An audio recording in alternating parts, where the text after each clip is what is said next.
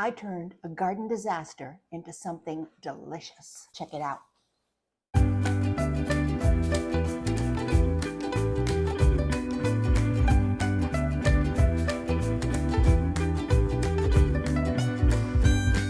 Hey everybody, and welcome to Cooking It Real. If you're new here, my name is Kathy, and I'm glad you're with me in my kitchen today. Well, this video that I'm going to make today is not one that I planned on making for quite some time. It came as a complete surprise, and let me tell you why. Earlier this week, we had a bunch of storms roll in to East Tennessee, and completely unexpectedly, at least to us, I think to most people, those storms that were just going to be a rain and potential wind event turned into quite the wind event. We had a very tall tree crack about halfway down, blown over our fence, landing on our garden beds, our raised beds in our garden. Now, luckily, it didn't hit the house. It didn't even hit the fence, but it did land smack on top of 3 of our garden beds. And it did a number on those beds and on our tomatoes. We did manage to rescue some green tomatoes, and therefore, today I'm going to be taking those green tomatoes that the storm so graciously provided, and I'm going to pickle them, and I'm going to can them, and I'm going to show you how I do it. So if you're new to canning, this is not a tutorial, but hopefully you will pick up enough tips and tricks along the way that it will make sense to you. If you've been canning for some time, then this is probably something that you've done at the end of your tomato season, just like I was planning to do, but not until September or October. Who thought early August I would be doing this? Anyway, we're glad it was only just, well, it was like a full day of massive cleanup by my husband.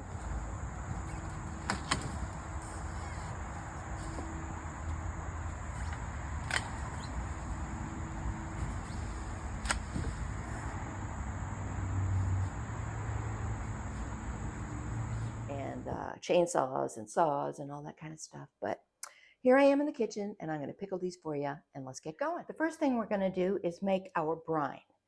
In this pot, I have 6 cups of filtered water, and I'm going to add an equal amount of plain white vinegar.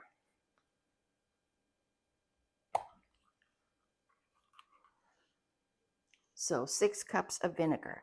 Now, I am 1.5ing this recipe because I want to have some extra brine left over, mostly because I'm not sure how much I'm going to need, but also because my husband and I have really been getting into quick pickles lately, and this is kind of an all-purpose brine, so it's not going to hurt to have extra in the fridge when we want to just throw some of our freshly harvested green beans or something like that into a jar and top it with that brine and put it in the refrigerator for quick pickles. All right, so I got 12 cups of liquid altogether. Now, the recipe calls for a 1/4 cup of canning and pickling salt. So anyway, 1.5ing the recipe would be a 1/4 cup plus 2 tablespoons.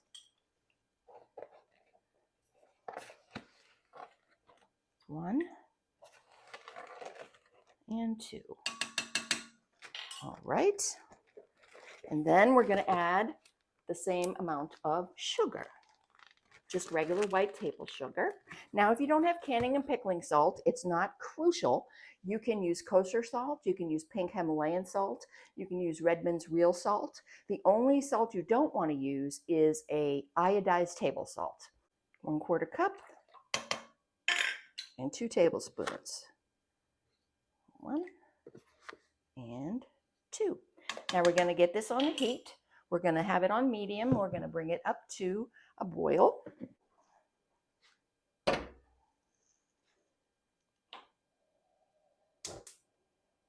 going to put it on medium-high heat. Once it comes to a boil, we'll be ready to go. Meanwhile, I have my Presto pressure canner here. I'm using this today even though we are water bath canning and not pressure canning, this was the easiest canner for me to get to. So I'm going to use it as a water bath canner today, which means I will not be needing my little pressure weight or anything like that. You can use any kind of a pot that has the capacity to hold enough water that it will be above the jars by at least 1 inch. And you always want to make sure that you have a rack in the bottom of your pot. Most canners, all canners come with the rack. Now this is hot.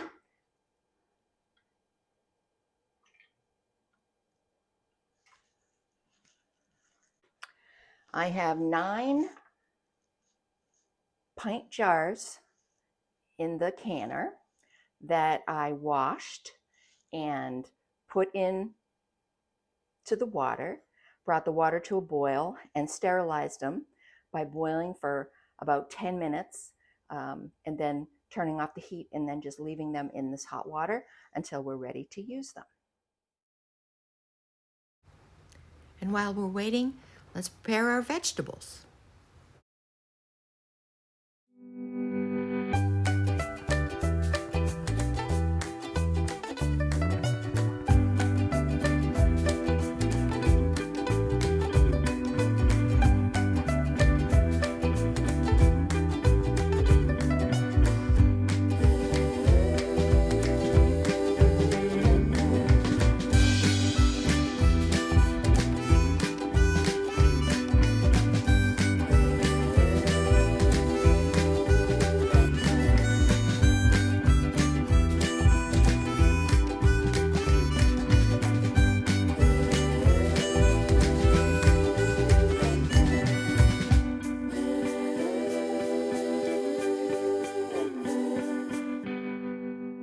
The brine has come to a boil, and so now we're going to take our jars out of the canner and start loading them up. Now you absolutely have to have, you can't do without this tool. It's called a jar lifter, and it works like this. And you just grab the rim of the canning jar. These are 1 pint jars, and being super careful of the scalding hot water, you just take a couple of jars out of the water at a time. You leave the rest in there to stay nice and warm. I like to put them on a soft towel. You don't want to put them on your cold counter because they could risk breaking.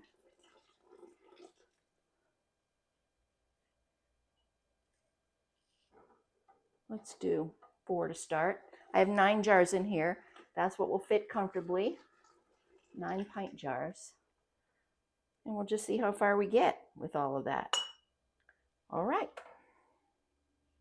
Let's take it to the counter.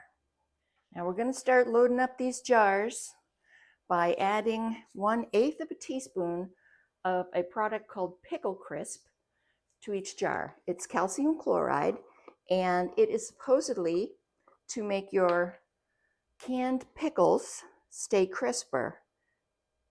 And I got my little 1/8 teaspoon. So I'm going to give everybody just a wee little bitski. Another thing they say you can do to keep your pickles crisper is to add a grape leaf or a raspberry leaf if you have them. I do not. Or bay leaf, which I do. So I'm going to add a little bay leaf to each one of these jars. And I'm also going to add a tiny bit of celery seed, just about a pinch, to each jar.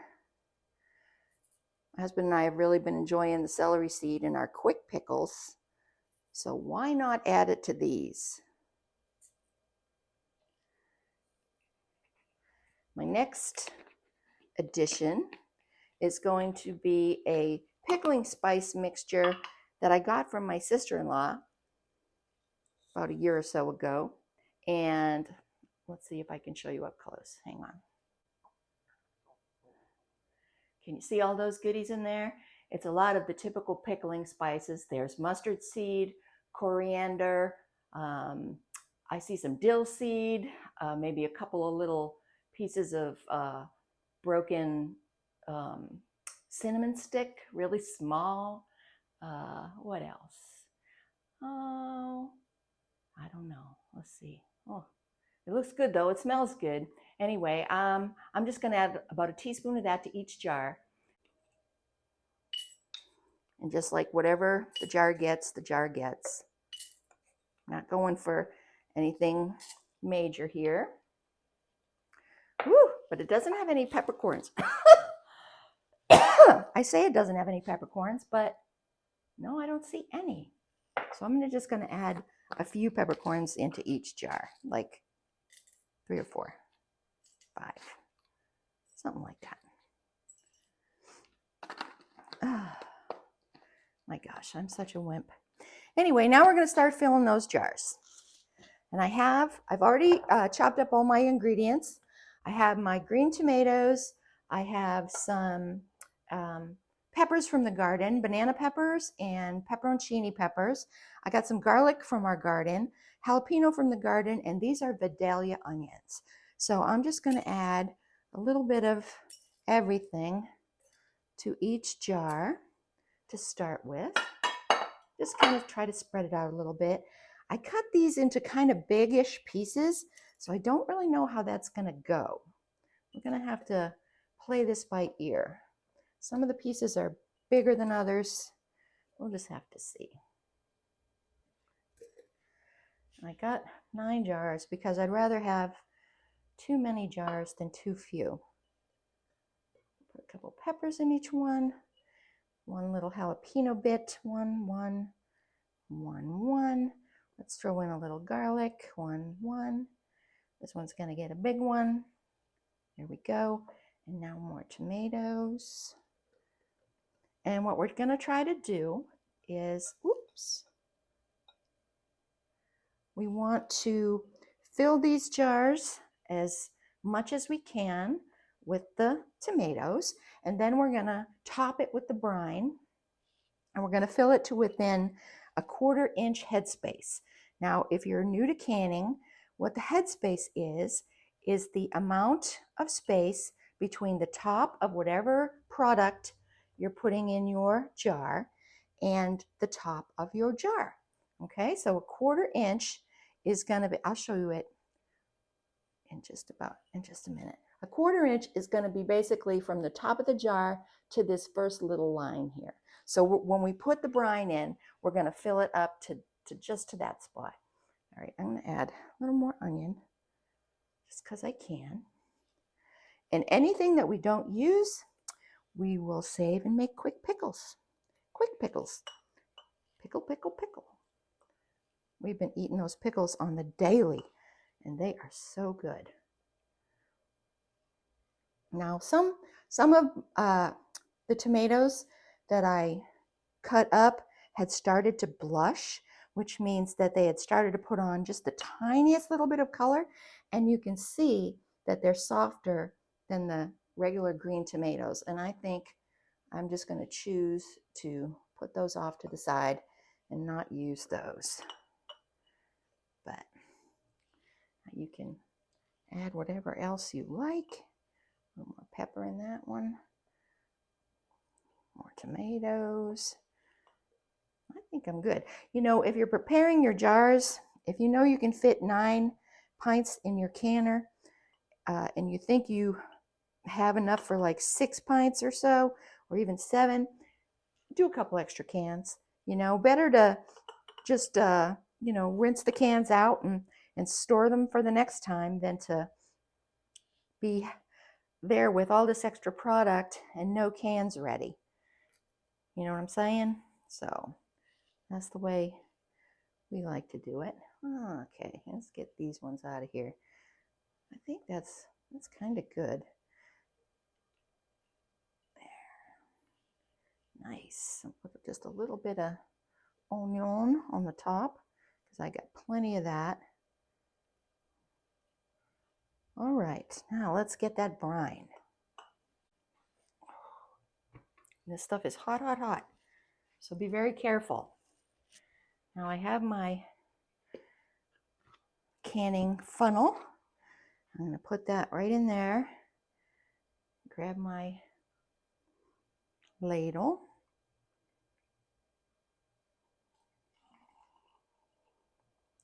I'm going to try to put it up, leave a 1/4 inch headspace.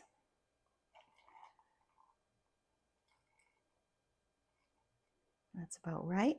And what you can do is, or what you need to do is, you take this little tool. It's called a debubbler, and it's just a plastic thing like this. If you don't have one, you can use like a wooden spoon or a chopstick or something like that. And what you're trying to do is just get rid of some of the air spaces. All right, this might have to get out. All right. Okay, now see, since I debubbled, I can use a little bit more liquid. I don't know how good you can see that, but I'm telling you. There we go. There's our 1/4 inch. And then you need to wipe the rims. You can use a moistened paper towel. You can moisten it with either water or vinegar. When I'm doing something that has sugar in it that might be a little sticky, I like to use the vinegar, and or something that might have like oil or grease or something like that. I like to use the vinegar. And then I get my lid that's sitting in a warm bowl of water, and place it on the top, and then take my canning ring and just get it on there like that. And as soon as you feel the first bit of resistance, you want to just turn it finger tight. And what that means is you take these 3 fingers and you hold on to the jar. It's very hot now, but you just turn it just as much as you can with just those 3 fingers. Okay, so now let's go to jar number 2.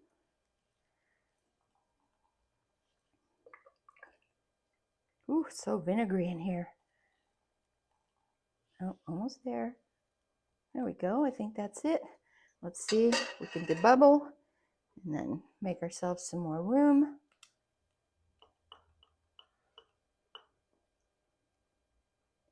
Get down in there. Get down in there. There's a science to canning, and a lot of people have spent a lot of years doing research and things like that, trying to figure it all out so that the food will be processed safely and it will last without any issues. This lid, the ring on, fingertip tight. All right, that's hot. Okay, these 2 are good now.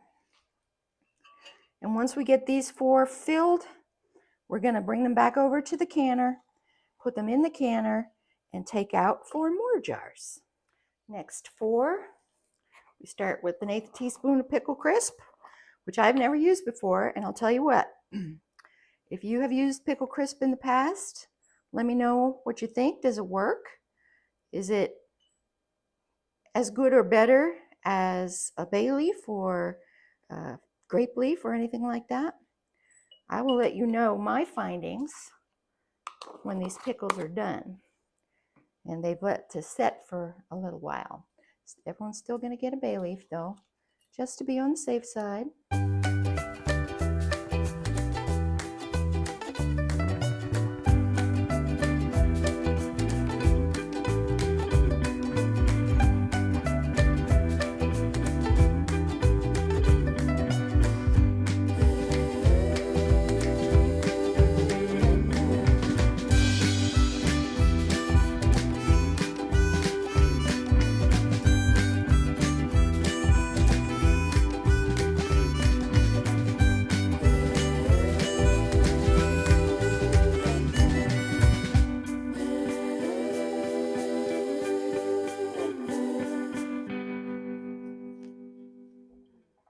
All right, buddy, you're getting the place of honor right in the middle. Now, I don't know if you can see, I hope you can, but the water is above the jars. And I'll take my little debubbler and I'll show you. There are markings on this thing that is a 1/4 inch, a 1/2 inch, 3/4 of an inch, and 1 inch. So if you put this like at the side of your thing right here, where that part is right there, that's 1 inch. So I'm going to put it down here. And as you can see, oh, I'm at least 1.5 inches, maybe more. So that's perfect. I'm going to turn this up to high. And I'm going to get my lid. And we're going to put it on. We're going to close it, but we're not going to seal it. We're just going to let it sit on the top there. And when this comes to a rolling boil, I'll show you what a rolling boil looks like, and then we'll start our timer. Being very careful, lifting the lid away from me. Okay. This is a rolling boil. Set the lid back on, and we're going to start our timer for 15 minutes. And we're going to let that go, and we'll see you back when it's ready. While we're waiting our 15 minutes, look at how much of that brine I had left over. That's a good amount. That could probably fill 2 more pints of pickles, maybe even more, who knows. If you've enjoyed yourself today, please consider giving me a thumbs up. It would really help my channel. And if you haven't already, consider subscribing as well. The more the merrier, that's what I say. What's your experience with pickling green tomatoes? Have you ever done it before? If so, leave me a comment. Or are you more the fried green tomato type? Are you more the fried green tomato type? Let me know that too. You know, if you've never canned before, or if you're a beginner at canning, don't be intimidated by all the videos you see of people slaving away, sweating away, mounds and bushels and baskets of produce, and they're just canning and canning and canning and wiping the sweat off their brow, and it's never ending, chopping and hot jars, and it just seems so much. Now, granted, that stuff happens all the time, and many of you who have been canning for years know that when the harvest comes in, if you've got a big garden or you've found yourself with a bounty, you gotta get to work and get that done. But if you're just starting, or even if you haven't started at all and you're thinking you might like to, start small. Get yourself a little box of 1/2 pint jars or pint jars like I have just been using or whatever, and start slow. Just think of what you might like to can. Do you want to make tomato sauce? Do you want to make a spaghetti sauce? Do you want to make applesauce? There are so many different things. And I suggest you start with water bath canning too, because that's definitely the cheapest and the easiest. Now, these days, especially since the last few years, things like canning jars have gotten kind of expensive. But there are ways that you can get them for, not as much money. Look at yard sales. Look at your online marketplace. Flea markets, things like that. A lot of times you'll find people who, they're getting to a point in their life where canning just doesn't make sense for them anymore, and they need to get rid of some of their supplies. And then you might be able to pick up something, at a really good price. Give it a shot. If you've had any curiosity about it, I know that it opened up a whole new world in the kitchen for me, and I'm so glad that it did. Once the timer goes off, after the 15 minutes, we're going to turn off the heat, and we're going to take off the lid, and we're just going to let everything sit in the water bath for about 5 minutes. And then we will remove the jars, and we will put them on a towel or a cloth of some kind, something soft, and an out of the way spot on the counter, and they will have to sit there for 24 hours.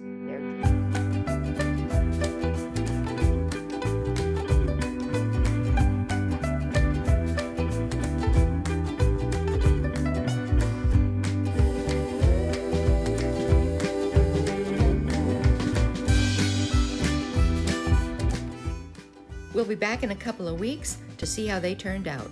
Thanks for watching, everybody. See you next time on Cooking It Real.